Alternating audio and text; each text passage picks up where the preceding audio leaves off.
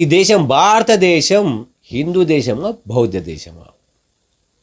ఈ ప్రశ్న చాలామందికి విచిత్రంగా అనిపిస్తుండొచ్చు.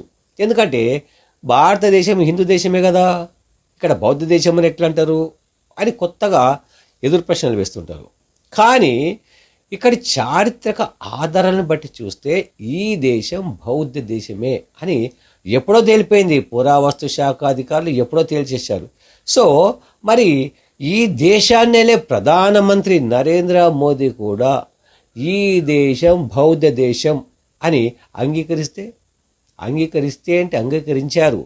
ఆయన అనేక సందర్భాల్లో బహిరంగ సమావేశాల్లో కూడా ఇదే విషయాన్ని ప్రస్తావించడం జరిగింది.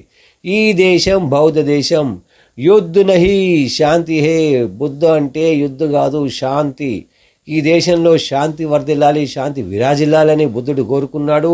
బౌద్ధ విధానమే శాంతియుతంగా అన్ని వర్గాలకు మేలు చేస్తుంది అని అది మోదీ ప్రతిసారి చెప్తూ వస్తుంటారు. भारत बुद्ध की विरासत वाली धरती है।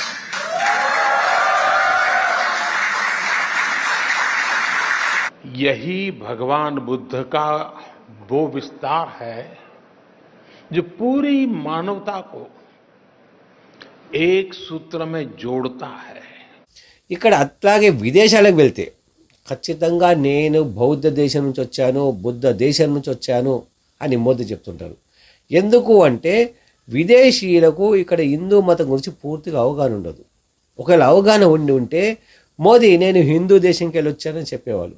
కానీ అక్కడికి వెళ్తే ఏం చెప్తారు? మై బుద్ధ దేశ ఆయా అని చెప్తారు. అంటే నేను బుద్ధ దేశం నుంచి వచ్చాను అని. అంటే విదేశీయులందరూ కూడా బుద్ధ దేశం గురించి తెలుసు కాబట్టి ఆయన బుద్ధ దేశం గురించి వచ్చానని. మరి బుద్ధ దేశం గురించి వచ్చానంటే ఇది బౌద్ధ దేశమే కదా. ఇప్పుడు రామ మందిర్ కావచ్చు, మిగతా కావచ్చు, అన్ని అవశేషాలు పాత అన్నీ కూడా బుద్ధుడి సంబంధించి బౌద్ధకు సంబంధించి అవశేషాలు మాత్రం లభ్యమయ్యాయి. కాబట్టి